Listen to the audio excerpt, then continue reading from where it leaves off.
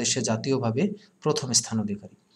প্রিয় শিক্ষার্থী বন্ধুরা, আমরা চতুর্থ অধ্যায় রেওয়া মিল সম্পর্কে আলোচনা করতেছিলাম, and already we have taken one class on this chapter, that means the basic concept of trial balance. What is the purpose, what is the features of trial balance, and how to we write down the column of trial balance. That means রেওয়া মিলের খুঁটিনাটি বিষয় সম্পর্কে আমরা last ক্লাসে জেনেছি।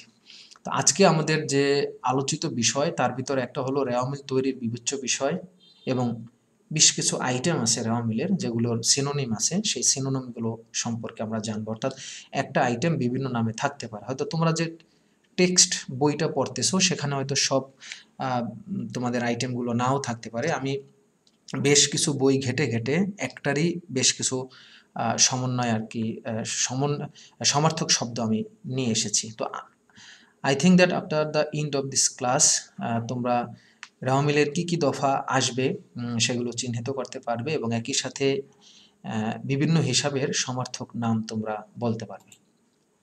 তো শিক্ষার্থী বন্ধুরা, ট্রায়াল ব্যালেন্স আসলে আমরা লাস্ট ক্লাসে যেটা শিখেছি সেটা হলো 3 মিনিটে কিভাবে ট্রায়াল ব্যালেন্স করা যায়, মানে আসলে রেওয়া মিল কীভাবে 3 মিনিটে করা যায় সে সম্পর্কে লাস্ট ক্লাসে আমি একটা ম্যাজিক কৌশল সম্পর্কে তোমাদের আলোচনা করছিলাম, অর্থাৎ উৎসব এবং আদম। তো এই বিষয়টা তোমরা হয়তো গত ক্লাসে দেখেছো যে উৎসব রেওয়া মিলের ডেবিট পাশে হয়, কারণ উৎসব ভালো জিনিস, আর আদম রেওয়া মিলের ক্রেডিট দিকে হয়, কারণ আদম খারাপ জিনিস। আমরা জানি যে সকল খারাপগুলো রেওয়া মিলের ক্রেডিট পাশে যায়। তো উৎসবকে আমরা ডান পাশেই রাখছি, মানে ডেবিট পাশে, আর আদমটা ক্রেডিট পাশে। এখন প্রশ্ন হলো, উৎসব সম্পর্কে তো আমরা জানলাম যে উত্তোলন, সম্পদ, ব্যয়, আমরা জানলাম আয়, দায়, মূলধন, এই বিষয়গুলো সম্পর্কে কিন্তু শিক্ষার্থী বন্ধুরা আমরা জেনেছি। বাট সমস্যাটা হলো গিয়ে উৎসবের উত্তোলন তো একটাই আইটেম, এটা নিয়ে কোনো প্রবলেম নাই, বাট সম্পদ হলো আইটেমের রাজ্য, কারণ চলতি সম্পদ আছে, স্থায়ী সম্পদ আছে, বিনিয়োগ আছে, আবার স্থায়ী সম্পদের ভিতরে আছে দৃশ্যমান স্থায়ী সম্পদ, অদৃশ্যমান স্থায়ী সম্পদ, ব্যয়ের ভিতরে আছে পরিচালন ব্যয়, অপরিচালন ব্যয়, প্রত্যক্ষ ব্যয়, পরোক্ষ ব্যয়, অন্যান্য ব্যয়। তো এগুলো তো আমরা জানি না। আমরা লাস্ট ক্লাসে কিন্তু জেনেছি যে উৎসব ডেবিট পাশে বসবে, রাইট, কিন্তু উৎসবের এই শয়ের রাজ্য উন্মোচন করা, বয়ের রাজ্য ঘুরে দেখা, আসলে আজকের ক্লাসে আমরা সেগুলোই জানবো। একই সাথে আয়, বিভিন্ন ধরনের আয় কিন্তু থাকতে পারে, পরিচালন আয়, অপরিচালন আয়, প্রত্যক্ষ আয়, পরোক্ষ আয়। সেই আয়ের রাজ্যে আমরা আজকে হারিয়ে যাব। দায়ের ভিতরে চলতি দায় থাকতে পারে, দীর্ঘমেয়াদী দায়, আর মূলধন তো একটাই আইটেম। তো আজকে সেই মাথার জটগুলো আমরা খুলবো, অর্থাৎ কোন কোন আইটেম রেওয়া মিলের ডেবিট পাশে যায়, যেটা আমরা লাস্ট ক্লাসে জেনেছি। আজকে একেবারে খাত সহ জানবো, অর্থাৎ সম্পদের ভিতরে কোন কোন আইটেম রেওয়া মিলের ডেবিট পাশে যায়, ব্যয়ের ভিতরে কোন কোন আইটেম রেওয়া মিলের ডেবিট পাশে যায়, আয়ের ভিতরে কোন কোন আয় নামে থাকতে পারে, দায়ের ভিতরে কোন কোন দায় থাকতে পারে, সেই বিষয়গুলো ইনশাল্লাহ আমরা আজকে থ্রোলি আলোচনা করার চেষ্টা করব। তো শিক্ষার্থী বন্ধুরা, আমরা রেওয়া মিলকে যদি একটু সামারাইজ করি, যেটা আমরা আসলে লাস্ট ক্লাসে দেখেছি, তো আজকের ক্লাসে তো আমরা ডিটেলসে ঢুকবো। তো আজকের এই ডিটেলস ক্লাসে ঢোকার আগে তোমরা আবার একটু লাস্ট ক্লাস সম্পর্কে একটু ধারণা নিয়ে নাও, যে রেওয়া মিলের ডেবিট পাশে যাবে যাবতীয় সম্পদ, যাবতীয় ব্যয় ও ক্ষতি, এবং সম্পদের ভিতরে আসলে দুই ধরনের সম্পদ আছে। অগ্রিম ব্যয়, শিক্ষার্থী বন্ধুরা, এটা কিন্তু একটি সম্পদ। আবার বকেয়া আয়, এটাও কিন্তু একটা আবার সম্পদ। আবার দায়ের সুদ, এটাও কিন্তু সম্পদ, অর্থাৎ ধরো ঋণের সুদ তুমি অগ্রিম প্রদান করলা, এটাও কিন্তু একটা সম্পদ। আর দায়ের সুদটাকে আমরা বলি ব্যয়। দায়ের সুদ ব্যয় মানে যেমন ঋণের সুদ, এটা একটা ব্যয়, ঠিক আছে। তারপর তুমি আরো উদাহরণ আছে এরকম। তো সেই যাবতীয় সম্পদ, যাবতীয় ব্যয়, ক্ষতি, এগুলো সব ডেবিট পাশে যাবে। যাই হোক, আমরা এগুলো আসলে লাস্ট ক্লাসে দেখেছি। ক্রেডিট পাশের আইটেমগুলো দায়, মূলধন, যাবতীয় আয় ও লাভ, নিট লাভ, অগ্রিম আয়, যেটাকে আমরা বলি অনুপার্জিত আয়, এটা দায় পাশে যায়। বকেয়া ব্যয়, এটাও কিন্তু এক ধরনের দায়, এটা কিন্তু রেওয়া মিলের ক্রেডিট পাশে যাবে। এবং সম্পদের সুদ কিন্তু আয়। মনে রাখবা শিক্ষার্থী বন্ধুরা, দায়ের সুদ হয় ব্যয়, আর সম্পদের সুদ হয় আয়। সম্পদের সুদ বলতে যদি আমি বলি বিনিয়োগ একটা সম্পদ, বিনিয়োগের সুদ আয়। আবার যদি আমি বলি তুমি কাউকে ঋণ দিয়েছো, এটা তোমার সম্পদ, এটার সুদ কিন্তু তোমার জন্য আয়। তো এই বিষয়গুলো আসলে থ্রোলি আজকে দেখব, ক্যাটাগরি অনুযায়ী ইনশাল্লাহ আমরা আজকে দেখব। এবং আজকের ক্লাসটি কিন্তু এই জন্যই গুরুত্বপূর্ণ যে আমাদের এই ক্যাটাগরিগুলো সম্পর্কে যদি আমরা না জানি, বিশেষ করে সম্পদের ভিতরে একেবারে খাত অনুযায়ী কোন কোন আইটেম আসে, দায়ের ভিতরে একেবারে নাম ধরে কোন কোন আইটেম আসে, তাই না? তুমি যদি বন্ধু বলো, তাহলে আসলে কোন বন্ধুকে তুমি মিন করতেছো? জাস্ট ফ্রেন্ড, ক্লোজ ফ্রেন্ড, না ক্লাস ফ্রেন্ড? সবাই তো তোমার ফ্রেন্ড। কে জাস্ট ফ্রেন্ড, কে ক্লোজ ফ্রেন্ড, কে কি বলে বোজম ফ্রেন্ড, ক্লাস ফ্রেন্ড, এই বিষয়গুলো আমরা আজকে এক্সপ্লেইন করব এবং ইন্ট্রোডিউস হব। তো শিক্ষার্থী বন্ধুরা, আমরা ডেবিট পাশের আইটেমগুলো সম্পর্কে প্রথমে একটু জানব, যে ডেবিট পাশে কোন কোন আইটেম যায় সেগুলো অলরেডি আমরা জেনে ফেলেছি। এখন ডেবিট পাশের সেই উৎসবের প্রত্যেকটা আইটেমকে আমরা ভাঙব।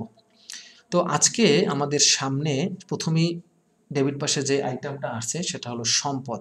সম্পদ সবসময়ের জন্য ডেবিট উদ্ধৃত প্রকাশ করে, আর এই কারণে সম্পদ সারা জীবন কি হয়? ডেবিট। এখন সম্পদের ভিতরে কি কি আইটেম আছে সেই বিষয়গুলো আমরা ইনশাল্লাহ আজকে একটু ক্যাটাগরাইজ করে দেখব। প্রথমে আমি তাহলে দেখি, প্রথমে আছে ভূমি। ভূমি একটা সম্পদ, এটা ডেবিট। দালান কোঠা, এটাও সম্পদ, ডেবিট। কলকবজা, যেটা অনেক সময় মেশিনারি নামে থাকতে পারে, সেটাও সম্পদ। যন্ত্রপাতি, মেশিন, এটাও সম্পদ। ইজারা সম্পদ, ইজারা সম্পদ মানে হলো একটি অস্পর্শনীয় সম্পদ। তো এরপর আমরা যদি দেখি শিক্ষার্থী বন্ধুরা, আসবাবপত্র, এটাও একটা সম্পদ। আসবাবপত্র একটি কমন সম্পদ। অফিস সরঞ্জাম আছে, এটাও একটি সম্পদ। প্যাটেন্ট, এটা অস্পর্শনীয় সম্পদ, দেখা যায় না। সত্ত্ব, এটাও এক ধরনের সম্পদ। আচ্ছা, সত্ত্ব বলতে অনেকে মনে করে কিন্তু মালিকানা সত্ত্ব, আসলে এই সত্ত্বটা বলতে বোঝাচ্ছে গ্রন্থ সত্ত্ব, কপিরাইট। তুমি একটা বই লিখেছ, বইয়ের ভিতরে লেখা আছে দেখো কপিরাইট করা যাবে না, অর্থাৎ এই বইটা তুমি কপিরাইট আইনের আওতাভুক্ত করে নিয়েছো, এটা তোমার, তুমি এটাকে ওন করো। বিনিয়োগ বা লগ্নি সম্পদ, হাতে নগদ, ব্যাংকে জমা, প্রাপ্য হিসাব যেটাকে আমরা বলি দেনাদার, যার কাছে টাকা পাবো, প্রাপ্য নদ।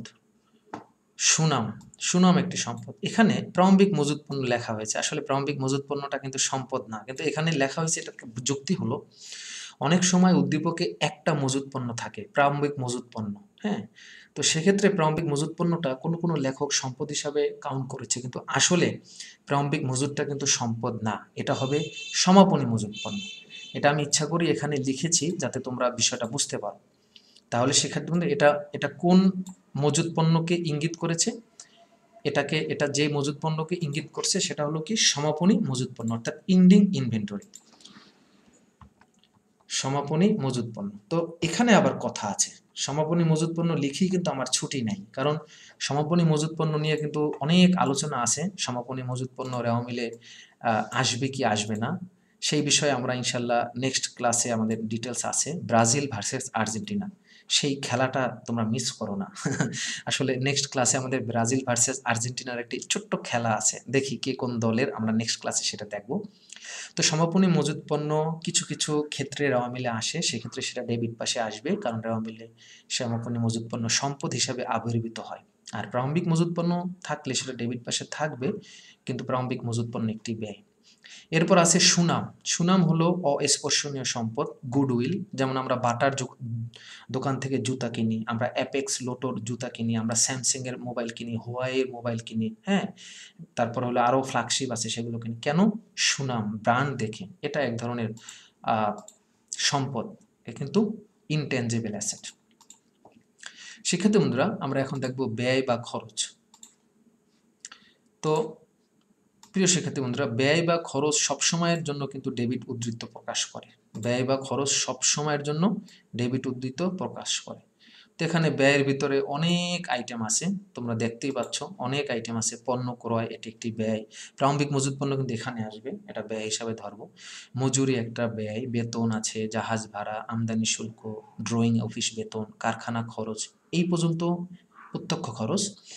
পরেরগুলো হলো পরিচালন ব্যয়, মানে পরোক্ষ পরিচালন ব্যয়, বিক্রয়, পরিবহন, রপ্তানি শুল্ক, ছাপা ও মণিহারি, বীমা, সালামি, ভাড়া, বিজ্ঞাপন, প্রদত্ত কমিশন, প্রদত্ত বার্তা, মেরামত ও নবায়ন, শিক্ষানবিশ ভাতা, অনাদায়ী পাওনা, ব্যাংক চার্জ, অবচয়, এগুলো সব হলো ব্যয় এবং ব্যয়ের যে ক্যাটাগরি সের ভিতরে যাবে। তো পরে যে লেনদেনটা আমাদের আছে যে অগ্রিম খরচ। অগ্রিম খরচ মানে তুমি ব্যয় অগ্রিম দিয়েছো, পরবর্তীতে সেখান থেকে তুমি সুবিধা পাবে, এই কারণে অগ্রিম খরচটাকে আমরা সম্পদ বলি। তো অগ্রিম খরচের ভিতরে বেশ কিছু আইটেম আছে, যেমন অগ্রিম মজুরি, অগ্রিম বেতন, অগ্রিম প্রদত্ত ভাড়া, অগ্রিম অফিস খরচ, হ্যাঁ, অগ্রিম হতে পারে তোমার আদার্স বিভিন্ন খরচ, হ্যাঁ, সেগুলো সবই কিন্তু আমরা এই সম্পদ পাশে নিয়ে আসবো, কারণ অগ্রিম খরচ একটা সম্পদ, অগ্রিম ব্যয় আর কি, যেটাকে আমরা বলি। এর পরের আইটেম আমাদের আছে প্রাপ্য বা অনাদায়ী। প্রাপ্য হিসাব মানে প্রাপ্য বা অনাদায়ী আয়, অর্থাৎ বকেয়া আয়, এটাকে আমরা বলতে পারি কি শিক্ষার্থী বন্ধুরা, বকেয়া আয়।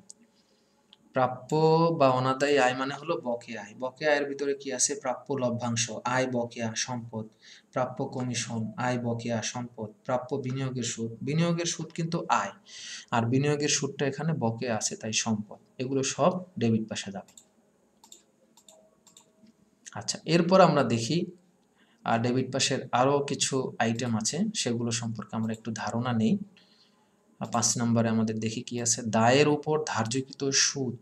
দায়ের উপরে ধার্যকৃত সুদ সেটা কিন্তু ডেবিট উদ্ধৃত প্রকাশ করে। হ্যাঁ, দায়ের উপরে ধার্যকৃত সুদ সেটা কিন্তু ডেবিট উদ্ধৃত প্রকাশ করে। যেমন মূলধনের সুদ, মূলধনটা কে দিয়েছে? মালিক। আর ব্যবসা থেকে মালিককে খুশি হয়ে পুরস্কার স্বরূপ মূলধনের সুদ দেওয়া হয়েছে, এটা ব্যবসায়ের ব্যয়। দায়ের উপরে সুদ। ঋণ, ব্যবসা প্রতিষ্ঠান কোনো ব্যাংক থেকে ঋণ নিয়েছে, এটা দায়, তো ঋণের সুদ দিতে হবে, এটা হলো ব্যয়। ঋণপত্রের সুদ মানে ডিবেঞ্চার সুদ, আর্থিক বাজারে ঋণপত্র বিক্রি করে মূলধন সংগ্রহ করেছে কোম্পানি, এটা হলো কোম্পানির ঋণপত্র দায়, লায়াবিলিটিস, তো এটার উপরে যে সুদ দিতে হয় বন্ড হোল্ডারদের সেটা হলো ব্যয়। ব্যাংক জমাতিরিক্ত উত্তোলনের সুদ, এটাও কিন্তু ব্যয়। বন্ধকি ঋণের সুদ, কোনো কিছু বন্ধক রেখে যদি আমরা ঋণটা নিই সেটাও এক ধরনের আমাদের ব্যয় হবে এবং এটা ডেবিট উদ্ধৃত প্রকাশ করে। শিক্ষার্থী বন্ধুরা, এখন আমরা যেটা দেখব সেটা হলো আয় হ্রাস করে এমন হিসাব। কিছু কিছু আইটেম আছে যেগুলোর দ্বারা আমাদের আয়টা হ্রাস পায়। হ্যাঁ, সেই আইটেমগুলো কি কি আছে আমরা একটু দেখি। বিক্রয় ফেরত, বিক্রয় বাট্টা। বিক্রয় ফেরত, বিক্রয় ফেরত কি করে? বিক্রয় ফেরত কিন্তু আয়টা হ্রাস করে। হ্যাঁ, বিক্রয় ফেরত আয় হ্রাস করে। বিক্রয় বাট্টা এটাও কিন্তু কি করে? আয় হ্রাস করে। বিক্রয় কিন্তু একটা আয়, সেক্ষেত্রে বন্ধুরা বিক্রয় একটা কি? আয়। তো বিক্রয় যখন আমরা বিক্রয়টাকে ফেরত, বিক্রয় আমরা কোনো কিছু বিক্রি করলাম কিন্তু আমাদের কাছে সেটা আবার ফেরত আসলো, আমরা বিক্রি করছি কিন্তু আমাদের কাছে আবার ফেরত আসছে, তাহলে এই বিক্রয় ফেরতটা হলো আমাদের আয় হ্রাস করেছে, এটাকে আমরা বলি কন্ট্রা আয়, এটা ডেবিট ব্যালেন্স হয়, মানে ডেবিট পাশে। ঠিক একইভাবে বিক্রয় বাট্টা, এটাও বিক্রয়ের আয়ের পরিমাণ হ্রাস করে, তাই এটাও ডেবিট। আচ্ছা, এরপর আমরা দেখব মূলধন হ্রাস করে এমন কিছু আইটেম, এগুলো কিন্তু ডেবিট পাশে বসবে। মূলধন হ্রাস করে মানে মূলধন কিন্তু আমাদের শিক্ষার্থী বন্ধুরা ক্রেডিট, মূলধন ক্রেডিট, আদম ক্রেডিট, কিন্তু মূলধনের পরিমাণ হ্রাস করে এমন কিছু আইটেম আছে, সেগুলো কিন্তু শিক্ষার্থী বন্ধুরা কোন পাশে যাবে? ডেবিট পাশে যাবে। যেমন উত্তোলন, মালিক তার টাকা উঠাই নিছে, আবার মালিক ব্যবসা থেকে পণ্য উঠাই নিতে পারে। মালিক ব্যবসা থেকে পণ্য উঠাইতে পারে, মালিক ব্যবসা থেকে নগদ টাকা উঠাইতে পারে, তো দুটোই হলো উত্তোলন এবং এই দুটোই মূলধন হ্রাস করবে, তাই ডেবিট। আর উত্তোলনকে তো আমরা অন্যভাবে চিনি, উৎসব, উতে কি হয়? উত্তোলন। এখানে আরেকটি বিষয় আমি একটু বলে দেই, ব্যবসায়ে কোনো মালিকের কোনো খরচ যদি ব্যবসা থেকে দেওয়া হয়, যেমন মালিকের সেলের বেতন ব্যবসা থেকে দেওয়া হলো, এটা কিন্তু উত্তোলন। মালিকের ব্যক্তিগত খরচ যদি ব্যবসায়ের ব্যাংক থেকে দেওয়া হয়, সেটাও কিন্তু উত্তোলন। আবার এরকমও হতে পারে, ধরো মালিকের আয়কর, মালিকের জীবন বীমা প্রিমিয়াম, এই যে দেওয়াই আছে দেখো, জীবন বীমা প্রিমিয়াম, আয়কর, এগুলো সবই উত্তোলন এবং এর দ্বারা মালিকানা সত্ত্ব কি হয়? হ্রাস পায়। পরের আইটেম হলো আমাদের দায়ের উপর ধার্যকৃত সঞ্চিতি, যেটাকে আমরা বলি কন্ট্রা দায়। দায় তো ক্রেডিট পাশে যায়, এটা নিয়ে তো কোনো কনফিউশন নাই, দায় সবসময়ের জন্য ক্রেডিট পাশে যাবে, কিন্তু দায় হ্রাস করে এমন আইটেম কিন্তু আবার ডেবিট পাশে যাবে। দায়ের পরিমাণটা কি করবে, কমাই দেবে। দায় তো ক্রেডিট, আদম ক্রেডিট, এটা নিয়ে আমাদের কোনো কনফিউশন নাই, কিন্তু কিছু কিছু আইটেম আছে যেটা দ্বারা দায়ের পরিমাণ কমানো হয়, যেমন পাওনাদারের বাট্টা সঞ্চিতি। সকল ধরনের সঞ্চিতি ক্রেডিট হয়, শুধুমাত্র পাওনা বাট্টা সঞ্চিতি ডেবিট হয়, কারণ এর দ্বারা পাওনাদারকে তুমি যে টাকাটা দিচ্ছ, অর্থাৎ পাওনাদার তোমার কাছ থেকে যে টাকাটা পাচ্ছে, তো পাওনাদার তোমার যে টাকাটা ওকে তোমাকে দিতে হবে, এটা দায়, তো এটার জন্য তোমাকে একটা বাট্টা সঞ্চিতি করে রাখতে হয়। হ্যাঁ, তোমার যারা পাওনাদার তাদেরকে তুমি টাকা পরিশোধ করবা। হ্যাঁ, তো এই যে বাট্টা সঞ্চিতি করা হলো, পাওনা বাট্টা সঞ্চিতি, এটা এক ধরনের কন্ট্রা দায়, অর্থাৎ দায়ের এগেনস্টে বসে, এই কারণে এটা ডেবিট। একই সাথে প্রদেয় বিলের বাট্টা সঞ্চিতি, এটাও শিক্ষার্থী বন্ধুরা আমাদের ডেবিট পাশে বসবে। তো এখানে আর একটা বিষয় আমি একটু বলি, যে পাওনাদারের কাছ থেকে যখন আমরা টাকাটা ছাড় পাই, হ্যাঁ, পাওনাদারের কাছ থেকে যখন আমরা টাকাটা ছাড় পাই, তখন ওটা কিন্তু হয় প্রাপ্ত বাট্টা, আর দেনাদারকে যখন আমরা ছাড় দিই, ওটা হয় প্রদত্ত বাট্টা। ওই দুইটা কিন্তু আবার আলাদা বিষয়, ওটার সাথে এটা আবার তোমরা মিলাই ফেলাইও না। নেক্সট আমরা দেখবো শিক্ষার্থী বন্ধুরা ক্রেডিট পাশের আইটেম, অর্থাৎ আমরা তো ডেবিট পাশের আইটেম সম্পর্কে দেখলাম, শিক্ষার্থী বন্ধুরা এখন আমরা দেখব ক্রেডিট পাশের আইটেম। ক্রেডিট পাশ বলতে রেওয়া মিলের বাম পাশ, যেখানে আমাদের আদম বসে, আয়, দায়, মূলধন। আদম, আয়, দায়, মূলধন, সেগুলোরই ক্যাটাগরি অনুযায়ী আমরা এখন দেখব সেই ক্রেডিট পাশের আইটেমগুলো আমরা দেখব। প্রথম হলো দায়। দায় কিন্তু সবসময়ের জন্য ক্রেডিট ব্যালেন্স প্রকাশ করে, মনে রাখবা, দায় সারা জীবনের জন্য ক্রেডিট। এখন দায়ের ভিতরে কি কি আইটেম আসতে পারে সেই বিষয়গুলো আমরা একটু ক্লিয়ার হই। দায়ের ভিতরে আমাদের আসতে পারে পাওনাদার, পাওনাদার বা প্রদেয় হিসাব, পাওনাদার বা প্রদেয় হিসাব। ঋণ আসতে পারে, ঋণ এক ধরনের দায়, ঋণপত্র দায়। ব্যাংক জমাতিরিক্ত উত্তোলন, ব্যাংকে যা জমা আছে তুমি তার চেয়ে বেশি উত্তোলন করেছ। এরপর হতে পারে শিক্ষার্থী বন্ধুরা প্রদেয় নোট, প্রদেয় বিল, অদাবিকৃত লভ্যাংশ, এগুলো সবই হলো দায়, অর্থাৎ রেওয়া মিলের ক্রেডিট পাশে বসে। ঠিক আছে, এরপর আমরা দেখি মূলধন। মূলধন তো মালিকানা সত্ত্ব, মূলধন কিন্তু মূলধন নামেও থাকতে পারে, আবার এমনও থাকতে পারে মালিকানা সত্ত্ব নামেও থাকতে পারে। মূলধন নামে যে সবসময় থাকবে বিষয়টা কিন্তু তেমন না, মালিকানা সত্ত্ব নামেও অনেক সময় থাকতে পারে। এরপর হলো আয়। আয় সারা জীবনের জন্য ক্রেডিট, কারণ আদম, আতে কি হয়, আদম, আয় সবসময়ের জন্য ক্রেডিট হয়। যেমন আয়ের ভিতর হতে পারে বিক্রয়, বিক্রয় একটা আয়। প্রাপ্ত ভাড়া, এটাও একটা আয়। প্রাপ্ত ভাড়া মানে তুমি ভাড়া পাইছো। এরপর আসো উপভাড়া। উপভাড়া জিনিসটা কি, সাবলেট। ঢাকায় যারা থাকো দেখবো অনেক সময় একটা রুম ভাড়া করে আর একজন ভাড়াটিয়ার কাছে আবার একটা রুম ভাড়া দেওয়া হয়, ছোট্ট একটা রুম, এটাকে বলা হয় সাবলেট, উপভাড়া। এটা তোমার এক ধরনের ব্যবসায়ের আয়। শিক্ষানবিশ স্যালামি, এটাও একটা আয়। কোথা থেকে শিক্ষানবী হিসাবে তুমি টাকা পেয়েছো, তোমার প্রতিষ্ঠান টাকা পেয়েছে। প্রাপ্ত কমিশন, তুমি কমিশন পাইছো, কোনো কিছু পাইলে কিন্তু আসলে আয় হয়। উত্তোলনের সুদ, এটাও এক ধরনের আয়। মালিক উত্তোলন করেছে, এর এগেনস্টে মালিক ব্যবসায় সুদ দিয়ে গেছে, এটা এক ধরনের আয়। প্রাপ্ত বাট্টা, বিনিয়োগের উপর সুদ, শেয়ার হস্তান্তর ফি, এগুলো সব হলো আয়, এবং এর দ্বারা ক্রেডিট পাশটা বৃদ্ধি পাবে, অর্থাৎ এগুলো সব ক্রেডিট পাশে যাবে। এরপর হলো প্রদেয় বা বকেয়া ব্যয়। বকেয়া ব্যয় মানে কি, খরচ বকেয়া আছে। বকেয়া ব্যয় মানে কি শিক্ষার্থী বন্ধুরা, খরচ বকেয়া আছে। যেমন প্রদেয় মজুরি, বকেয়া বেতন, ভাড়া বকেয়া, এগুলো সবই তোমার ব্যয়। বকেয়া আছে মানে তোমার তাদের কাছে তুমি দায়বদ্ধ হয়ে গেল। যেমন তোমার বাড়িওয়ালার কাছে তোমার বেতন বকেয়া আছে, ভাড়া বকেয়া আছে, তোমার স্যারের কাছে বেতন বকেয়া আছে, তার মানে তুমি কি তাদের কাছে দায়বদ্ধ হয়ে গেল, লায়াবেল হয়ে গেল। এই কারণে এগুলো দায় প্রকাশ করে।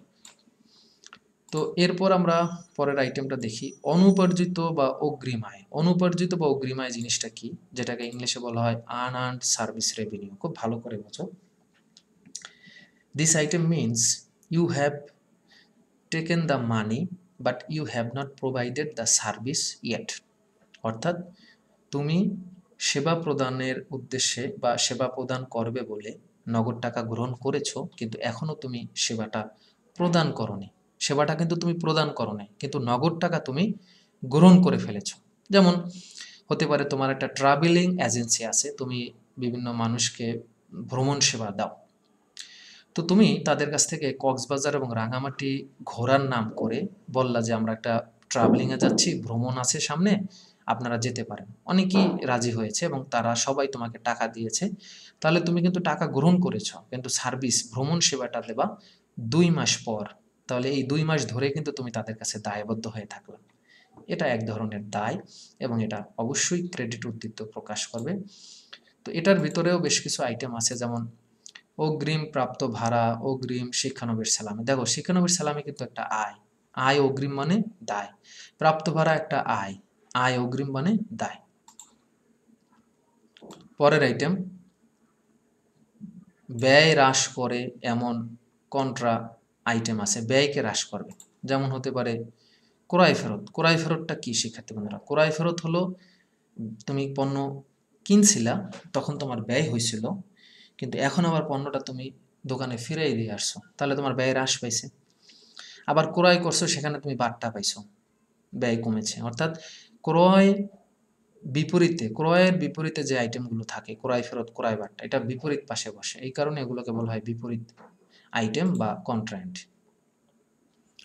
পরের লেনদেনটা আছে যে কোনো প্রকার সঞ্চিতি, উদ্ধৃত্ত বা ভবিষ্যৎ ব্যবস্থা, যেগুলো সব সময়ের জন্য ক্রেডিট ব্যালেন্স প্রকাশ করে। আমি তো তোমাদের বলেছি সকল ধরনের সঞ্চিতি ক্রেডিট হবে, শুধুমাত্র পাওনা বাট্টা সঞ্চিতি বাদে। অর্থাৎ পাওনা বাট্টা সঞ্চিতি এই আইটেমটা ডেবিট পাশে বসে, আর বাকি সকল আইটেম আমাদের ক্রেডিট পাশে বসবে। যেমন কুঋণ সঞ্চিতি, কুঋণ সঞ্চিতি, কুঋণ কিন্তু ডেবিট, দেনাদারের কাছ থেকে যে টাকা পাওয়া যায় না সেটাকে বলা হয় কুঋণ বা অনাদায়ী দেনা। এটা ডেবিট, কিন্তু কুঋণ সঞ্চিতি হবে ক্রেডিট। দেনাবাট্টা সঞ্চিতি, এটাও ক্রেডিট পাশে বসবে। সাধারণ সঞ্চিতি ক্রেডিট, সাধারণ শেয়ারের যে অধিহার সেটাও ক্রেডিট। পেনশন তহবিল, এটাও ক্রেডিট। আয়কর সঞ্চিতি ক্রেডিট। এরকম আরও যদি কোনো সঞ্চিতি থাকে সেগুলো সবই আমাদের ক্রেডিট পাশে বসবে। তো শিক্ষার্থী বন্ধুরা, আশা করি এই পর্যন্ত সবাই বুঝতে পেরেছো। এখন চলো আমরা একটা ছোট্ট গান শুনি।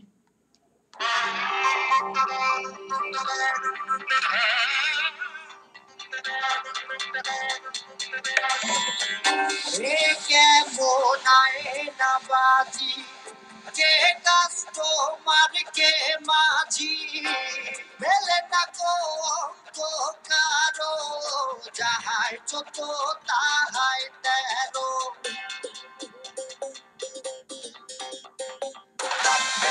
লাখ ভেলকি আয়নাবাজির ভেলকি লাখ, লাখ ভেলকি, লাখ ভেলকি আয়নাবাজির ভেলকি লাখ। শিক্ষার্থী বন্ধুরা, আশা করি আয়নাবাজি ছবিটা তোমরা দেখেছো। চঞ্চল চৌধুরীর একটা মাস্টারপিস। আসলে খুবই সুন্দর একটি ছবি, আমি নিজেও দেখেছি, খুব ভালো লেগেছে। এবং একটা মানুষের যে এত রূপ থাকতে পারে, তাই না? ভিন্ন পরিস্থিতিতে, ভিন্ন নামে, সমার্থক শব্দে, তাই না? তো আমরা এখন দেখব রেওয়া মিলের একই অঙ্গে এত রূপ বিষয়টা কি। অর্থাৎ কিছু কিছু আইটেম আছে, যে আইটেমগুলো আমাদের কাছে পরিচিত, অর্থাৎ যে আইটেমগুলো উদ্দীপকে পাওয়ার সাথে সাথেই আমরা ধরে ফেলি যেটা সম্পদ না দায়, এবং আমরা সেটা ডেবিট বা ক্রেডিট পাশে বসাই ফেলি। কিন্তু ওই আইটেমেরই একই অঙ্গে যে এত রূপ থাকতে পারে, ওর মনে যে এত শয়তানি চালাকি থাকতে পারে, সেটা আমরা ধরতে পারি না।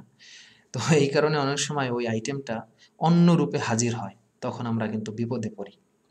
যেমন আমি যদি তোমাদেরকে বলি বুক ডেটস, বুক ডেটস এই আইটেমটা কোন পাশে যাবে, ডেবিট না ক্রেডিট?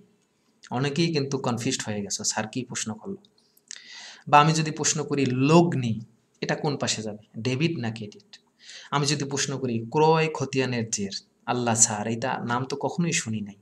বিক্রয় খতিয়ানের জের, এই যে নামগুলো তোমাদেরকে বললাম, সমন্বিত ক্রয়, ব্যবহারযোগ্য দ্রব্য, এই যে বিষয়গুলো, এগুলো অনেক সময় আমরা, তারপর ওডি, ব্যাংক ওডি, এই যে নামগুলো তোমাদেরকে আমি মাত্র বললাম, এই নামগুলো আসলে সমার্থক শব্দ, অর্থাৎ আমাদের পরিচিত আইটেম না। আমরা তো ডেবিট ক্রেডিট সম্পর্কে নিশ্চিত হলাম উৎসব এবং আদমকে ভেঙে ডেবিট এবং ক্রেডিট, কিন্তু এই আয়নাবাজিতে পড়ে আমরা ভেজালে পড়লাম যে আসলে স্যার বেশ কিছু প্রশ্ন করছে, আমরা পারতেছি না। তো সেই বিষয়গুলোই আমি দেখাবো বিভিন্ন বই ঘেটে। আমি এটা তোমাদের সামনে আনা হয়েছে, বিভিন্ন বইয়ের রেফারেন্সও এখানে আছে। তো সেই বিষয়গুলো আমরা এখন দেখব একই অঙ্গে এতরূপ। চলো তাহলে।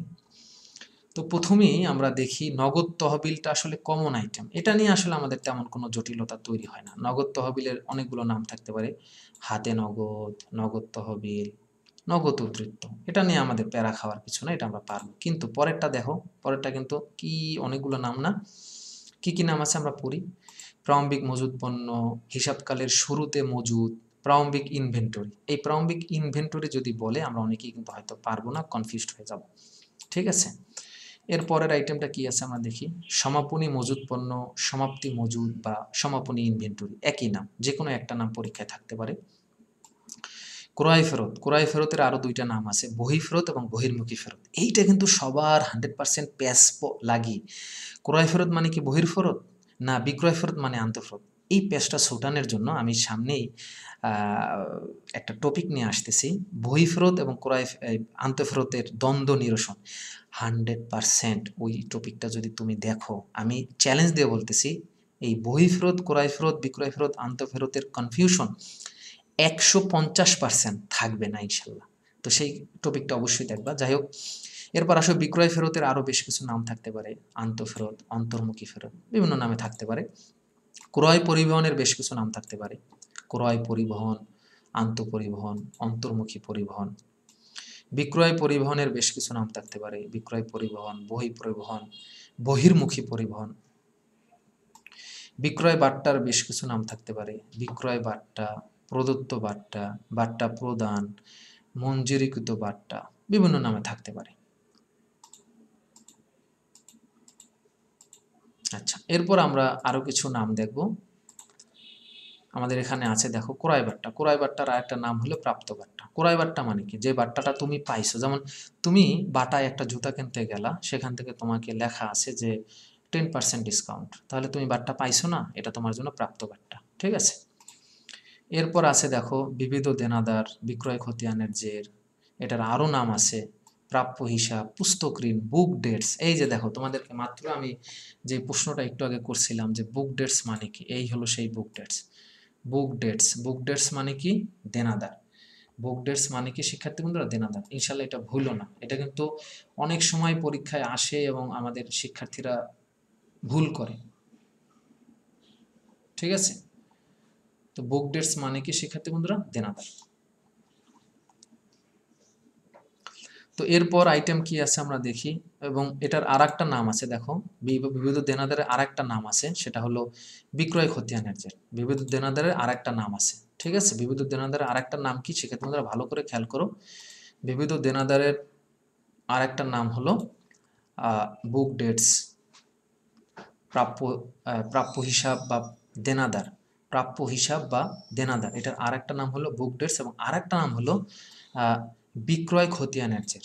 বিক্রয় খতিয়ানের জের, আমরা যখন খতিয়ানটা করি শিক্ষার্থী বন্ধুরা, তোমাদের নিশ্চয়ই মনে আছে যে আমরা যখন খতিয়ান করি, খতিয়ানে আমরা বিক্রয় যখন করি, বিক্রয়ের সাথে যার সম্পর্ক থাকে সেটা হলো দেনাদার। তার মানে বিক্রয় খতিয়ানের জের মানে দেনাদার।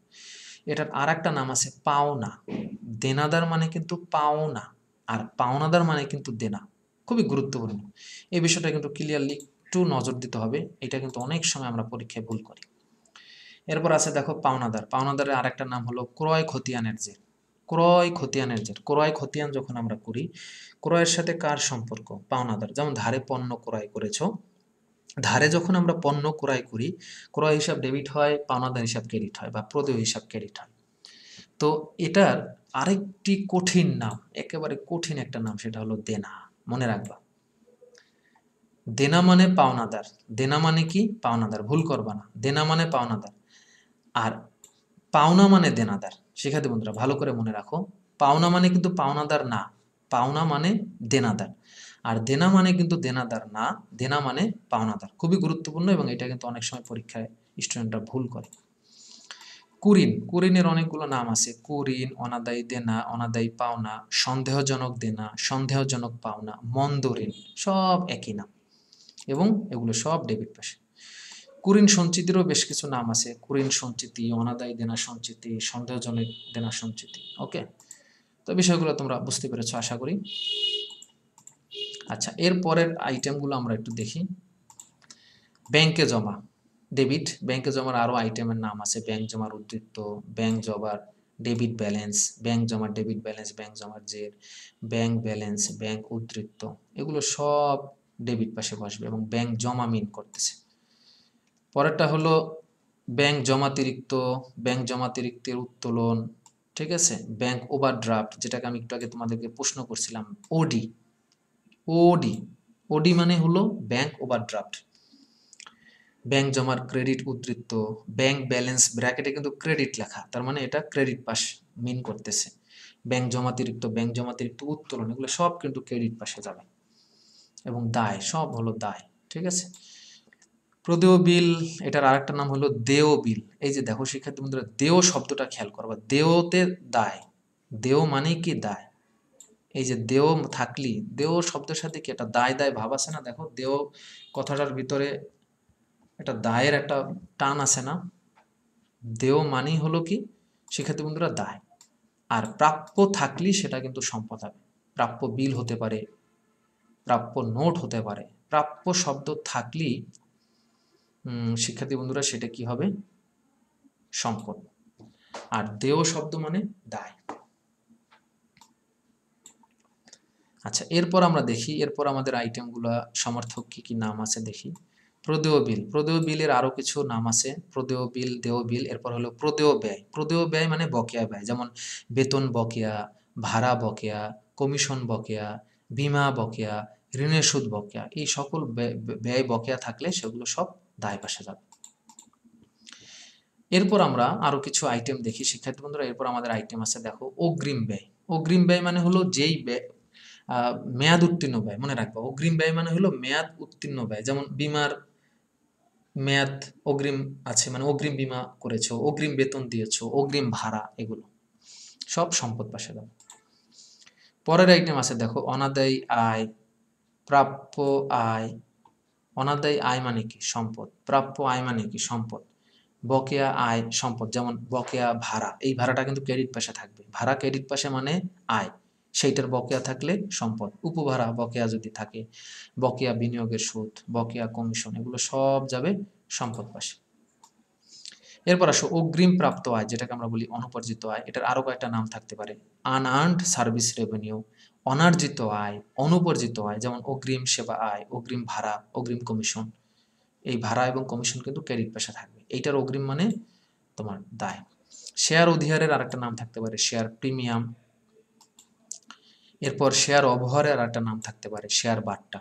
শেয়ার অধিহার এটা হলো মূলধন জাতীয় আয়, ক্রেডিট পাশে যায়। আর শেয়ার অবহার একটা অলিক সম্পদ, এটা ডেবিট পাশে যায়।